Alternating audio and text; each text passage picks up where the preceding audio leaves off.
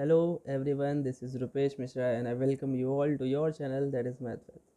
देखिए आज paid video 2 deliver हो रहा है जो कि आपके वेक्टर स्पेसेस और लीनियर ट्रांसफॉर्म का सेकेंड वीडियो है। उसमें मैंने 60 प्लस क्वेश्चंस ऐड किए हुए थे जिसमें से 30 प्लस आई थिंक 31 क्वेश्चन कल यानी लास्ट वीडियो में वो ऐड हो गए थे। कुछ बच्चे अभी परेशान हैं डिफरेंशियल ज्योमेट्री और टेंसर एनालिसिस के लिए। सो प्लीज़ आपका वेट ज़्यादा नहीं करवाऊँगा, आप परेशान ना हो। बस लीनियर अलजेब्रा का जो थ्योरी वाला पोर्शन चल रहा है, थ्योरेटिकल पोर्शन चल रहा है, वो ऑलमोस्ट ख़त्म पे है। आई थिंक दो वीडियो, एक वीडियो आज पड़ेगी, एक कल, और ऐसे 1 से 2 दिन के अंदर आई थिंक वो पूरा का पूरा बाइंड अप हो जाएगा, पूरा का पूरा ख़त्म कर दूंगा उसे। ठीक है, 2 डेज़ मतलब I think maximum three videos में उसे कवर करूँगा। ओके, ज़्यादा कुछ है नहीं क्योंकि एंड है, एंड चैप्टर है उसका, मतलब तो उतना ज़्यादा कुछ नहीं है उसमें, छोटी छोटी बातें समझने वाली है। ठीक है, तो उसमें परेशान ना हो। जैसे वो ख़त्म हो रहा है डिफरेंशियल ज्योमेट्री ही मैं स्टार्ट करने वाला हूँ, और बहुत ही शानदार तरीके से, बहुत ही शॉर्टकट तरीके से चीज़ें कैसे समझी जाएँ वो सारी चीज़ें बताई जाएंगी। थ्योरेटिकल पोर्शन एक बार आप लोगों को पढ़ना बहुत ज़रूरी है क्योंकि उसके बाद ही आपको MCQ समझ में आते हैं, बातें मेरी समझ में आएंगी। क्योंकि कोई भी चीज़ डायरेक्ट नहीं होती है, कोई भी चीज़ MCQ डायरेक्ट नहीं बनते हैं कभी भी। तो वो आपका जब भी पूरा फुल फॉर्म में यानी MCQ डिस्क्रिप्टिव फॉर्म में पढ़ा जाता है तो वो MCQ तभी बन पाता है। ठीक है, और बाकी तो ठीक है, आपको सब कुछ क्लियर है। और मैंने कल के लिए एक छोटी सी वो आपके लिए एक ऑफ़र रखी थी जिसमें अपना जो 5th सेमेस्टर है उसका MCQ 200 का वापस से कर दिया था। ठीक है, मैंने बोला था वो आपका कल का ही था केवल ऑफ़र, लेकिन आज ये 250 हो चुका है 5th सेमेस्टर के लिए। ठीक है, उसके बाद जो 3rd सेमेस्टर का है वो भी आप लोग को पता होना चाहिए कि वो भी क्रिएटेड बन के रखा हुआ है, काफ़ी कुछ कंटेंट उसका।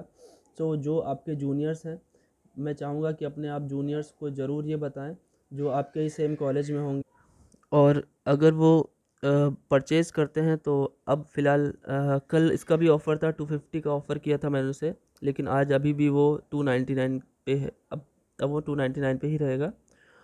ठीक है, जो कि भी अभी कम ही है काफ़ी। ठीक है, तो अब ये स्टार्टिंग था, मैंने पहली बार ही अभी कोर्स लॉन्च किया। इससे पहले तो ऐसे ही चलता था क्योंकि उसमें मुझे ज़्यादा वर्क नहीं करना पड़ता था। बट अभी आपके लिए बहुत सर्च इंजन की तरह सर्च करना पड़ता है।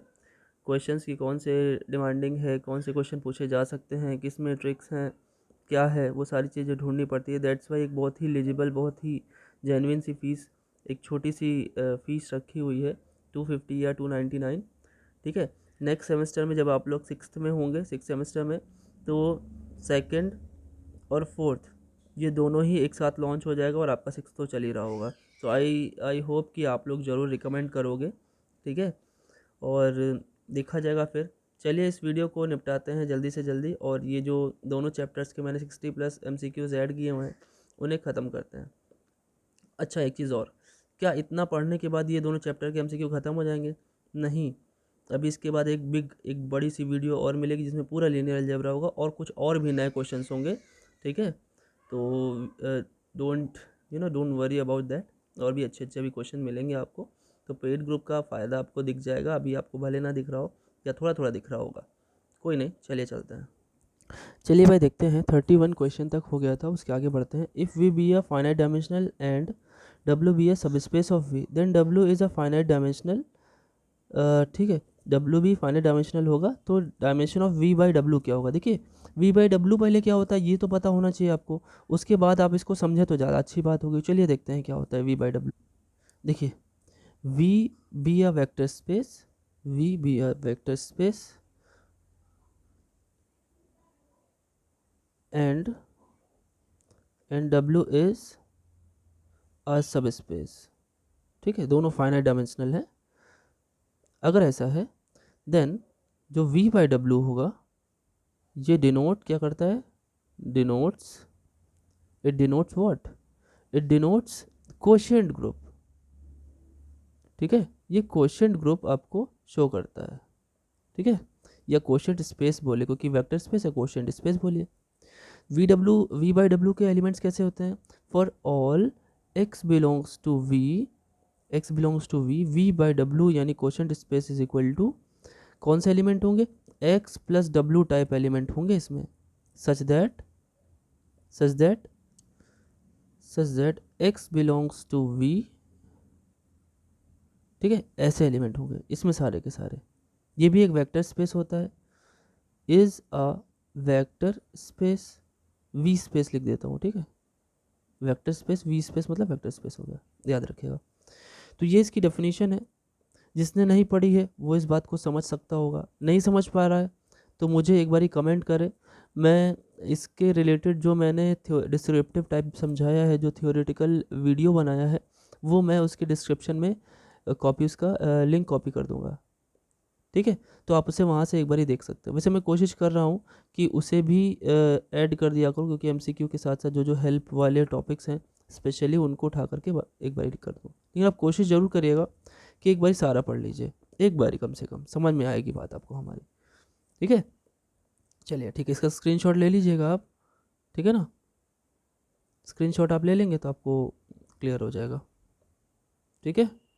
ठीक, अब इसमें जो हमारा फॉर्मूला होता है वी बाई डब्ल्यू का, वो सिंपल सी बात होती है, डिफरेंस हो जाता है, आपको याद होना चाहिए, dimension of V minus dimension of W, ठीक है। Let U and V be two vector spaces over same field, then a mapping from T U to V which associates to each element alpha belongs to U, a unique T alpha belongs to V.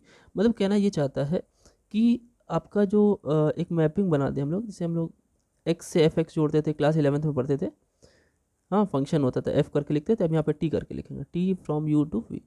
अब U के कुछ element X या alpha type के हैं, जो यहाँ से जाके जब टी इसमें अप्लाई होता है, जैसे फंक्शन अप्लाई होता है तो एफ अल्फा लिखते, टी अप्लाई हो रहा है तो क्या लिखेंगे? टी अल्फा लिखेंगे, टी अल्फा। तो वो यहाँ पे कह रहा है कि एक यूनिक एलिमेंट से मिलता है, यूनिक मतलब एक से ही जुड़ता है, दो से नहीं ठीक है। तो कह रहा है कि तो इनमें से कौन सा सही होगा? तो भैया ये लीनियर ट्रांसफॉर्मेशन है ना, लीनियर ट्रांसफॉर्मेशन का क्वेश्चन आ गया। ये एल टी है, एल टी क्या करता है? अगर वेक्टर में कोई भी एक फील्ड का एलिमेंट यानी एफ का एलिमेंट मल्टीप्लाई किया जाए तो उसे ये बाहर कर देता है।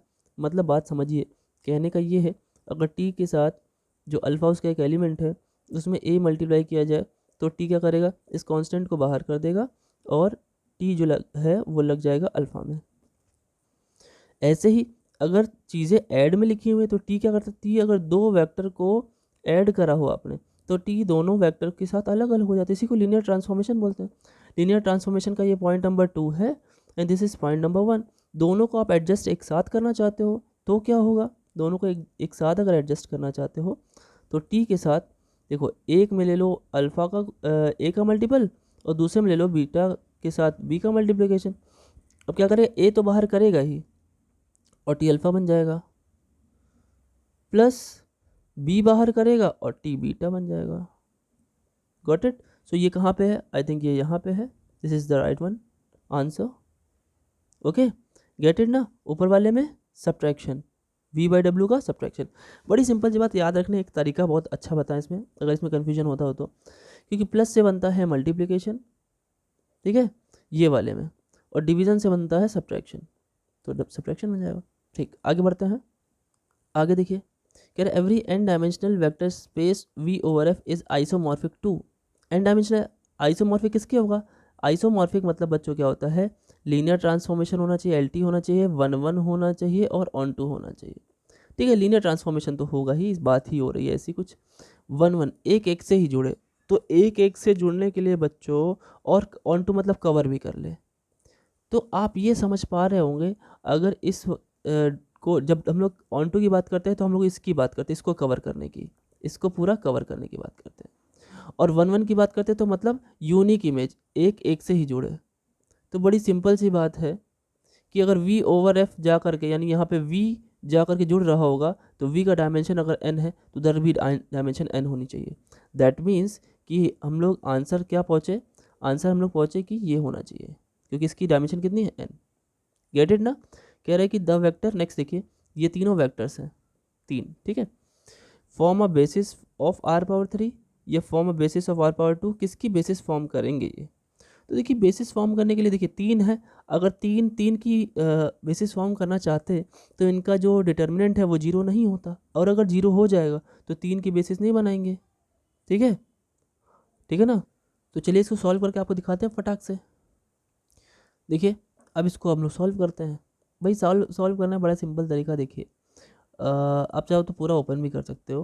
अब सिंपल ऐसे देखो, जीरो बनाने की कोशिश करो, इक्विवेलेंट मैट्रिक्स बनाओ, तो 1 घटाने पे जीरो आ जाएगा और इसका 5 टाइम्स घटाने पे जीरो आएगा। ऐसे यहाँ पे करोगे तो 1 आएगा, इसका 5 टाइम्स माइनस करोगे तो -2 आ जाएगा। इसको ऐसे माइनस करोगे तो आएगा 3, और इसका 5 टाइम्स यानी 10 माइनस करोगे तो -6 आ जाएगा। आई बात समझ में। अब देखिए 1 के नीचे तो दोनों जीरो बन गए, है ना। 1 के नीचे तो भैया हो दोनों के दोनों जीरो बन गए। अब आती है इस वाले 1 की बात। इस वाले 1 की बात आती है, ऊपर जीरो बना लो और नीचे जीरो बना लो। चलो बनाते हैं भैया, इक्विवेलेंट मैट्रिक्स बनाते हैं। यहाँ पे आया अपना एक सेकेंड, ठीक, 1 0 0 क्या करेंगे, सिंपली ऊपर जाके सिंपली माइनस कर दें तो जीरो बन गया।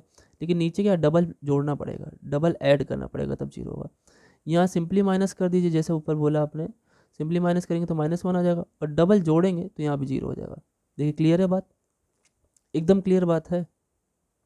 हाँ, तो भैया हो जरा अगर यहाँ से देखा जाए तो यहाँ से रैंक निकल के आ गई है। रैंक कितनी है इस मैट्रिक्स की, number of non zero rose, number of non zero रोज। जितनी नॉन जीरो रोज होंगी वही हमारी क्या होंगी, क्या होंगी भाई, रैंक होंगी ना। हाँ इसे रैंक बोलते हैं। यहाँ कितनी है, 2, है ना। तो ये अगर फॉर्म करेंगी तो किसका बेसिस फॉर्म करेंगी, r⁻2 का, है ना, r⁻2 का ना। हाँ ज़रूर। देखिए पहली बात तो इसकी रैंक 2 आ गए, पहले अब वहाँ पे समझाते हैं कि ये r⁻3 तो फॉर्म नहीं करने वाले, तो क्या फॉर्म करेंगी चलिए देखते हैं। अब इसकी नई बेसिस बन गई, है ना। चलिए देखते हैं किसकी रैंक, समझ में आ गया। ठीक, इसका स्क्रीनशॉट ले लीजिए फिर बताते हैं। देखिए आ रही थी रैंक 2, बात ध्यान से समझिएगा, आ रही थी रैंक 2, लेकिन जो हमारे ये हैं ऑर्डर्ड क्या हैं, ट्रायड्स हैं, तो पावर 2 का तो बना ही नहीं सकते, वही मैं बोल रहा था। ठीक है, अब पावर ये जब भी ऑर्डर ट्रायड होंगे तो पावर 2 का कैसे बना देंगे, पावर 2 वाले में तो इस टाइप के एलिमेंट होंगे, 1 0 0 1 इसकी ऑर्डर्ड बेसिस होती है, स्टैंडर्ड बेसिस दो ही टाइप की होती है जिसमें पेयर्ड एलिमेंट होते हैं, है ना। तो इसमें सिंपल सा आंसर आप ये लिख सकते थे। क्यों भाई, ये क्यों नहीं, ये तो क्लियर हो गया कि r⁻2 क्यों नहीं होगा। ये क्यों नहीं, क्योंकि भैया इसको फॉर्म करने के लिए हमारे पास स्टैंडर्ड बेसिस की पहली वाली पोजीशन यानी 1 0 0 0 1 0 और 0 1 0 0 0 1 0 0 1, मतलब 3 होने चाहिए। डायमेंशन कितनी होनी चाहिए, 3 होनी चाहिए। वहाँ तो 2 ही आ रही है, गड़बड़ हो रहा है ना, 2 ही एलिमेंट आ रहे हैं। तो 2 एलिमेंट कैसे 3D स्पेस को कैसे बना सकते हैं, नहीं बना सकते। ठीक है, सो इसलिए do not form a basis of r⁻3। ठीक है, क्योंकि ये 0 भी हो गए थे, तीनों के तीनों लीनियरली इंडिपेंडेंट भी नहीं थे, स्पैन भी नहीं कर सकते, सबसे बड़ी बात। ठीक है, देखिए यहाँ पे सेम क्वेश्चन कॉपी हो गया, यही आंसर इसका भी है। ठीक है, आगे बढ़ते हैं। अब देखिए ये क्वेश्चन है, ये आप में मैं छोड़ता हूँ। ठीक है, फॉर्म करेगा कि नहीं करेगा। ठीक है, तो भैया बड़ा ही सिंपल सी बात हमको समझ में आ रही है, ये तो बड़ा ट्रिकी क्वेश्चन है, फालतू का ही लग रहा है मुझे। r⁻2 ये 3 कैसे कभी फॉर्म नहीं करते, r⁻1 भी नहीं कर सकते, r⁻n कैसे कर पाएंगे भैया, n एलिमेंट थोड़े हैं, तो पक्का ही r⁻3 फॉर्म करेगा। लेकिन आप इसको क्या करेंगे, इसका डिटर्मिनेंट जरूर निकालिएगा। तो सिंपल एकदम, मतलब ट्रिक से सॉल्व हो गया। r⁻1 को कैसे बना देगा, 2 को कैसे बना देगा, n को कैसे बना देगा, सिंपल सी बात है, r⁻3 को ही बनाएगा। और यही एक ऑप्शन है। नन ऑफ दीज होता तो हम लोग कुछ सोचते, अगर यहाँ पे इसकी जगह नन ऑफ दीज होता तो पक्का ये हो सकता था आंसर, या फिर ये हो सकता था आंसर। ये दिमाग देखिए कितना बेवकूफ़ टाइप का क्वेश्चन है। कोई बात नहीं, हम लोग समझ रहे हैं ना। ठीक है, अब देखिए यहाँ पे आ जाइए, 37 कह रहे 1 2 3 और 4 है ऑप्शन। ठीक, अब देखिए इसमें दिमाग लगाया इसने, r⁻3 तो बना ही नहीं सकता क्योंकि 4 है एलिमेंट, r⁻1 बना ही नहीं सकता। अब देखिए r⁻4 या फिर ये नन ऑफ दिस, इन दोनों में से कोई हो सकता है। तो करना बच्चों वही है, क्या अभी जो जस्ट बताया, कि आपको क्या करना है, जीरो बनाने की कोशिश करनी है। क्या मैं बताऊँ, बताना चाहिए मुझे, चलिए बता देते हैं, या फिर मैं आप पे छोड़ता हूँ। ठीक है, जितने पेड ग्रुप वाले बच्चे हैं, जब तक वो दोबारा से कुछ लगाएंगे नहीं, कुछ नया नहीं करेंगे तो कैसे मजा आएगी। सो आई थिंक कि ये आपको खुद से करना चाहिए। और ये आपको सेंड करना है सेम पेड ग्रुप पे, ठीक है। इसे कहाँ भेजना है, पेड ग्रुप पे भेजना है, so that I can tell you another solution आपको दूँ अनदर वे में या किसी और वे में जैसे आपको समझ में आए। जैसे बताया वैसे वही सबसे ईजी तरीका है, और भी तरीके हैं बताने के, ठीक है, लेकिन जो सबसे ईजिएस्ट एंड बेस्ट वे होगा I will provide that to you, ठीक है।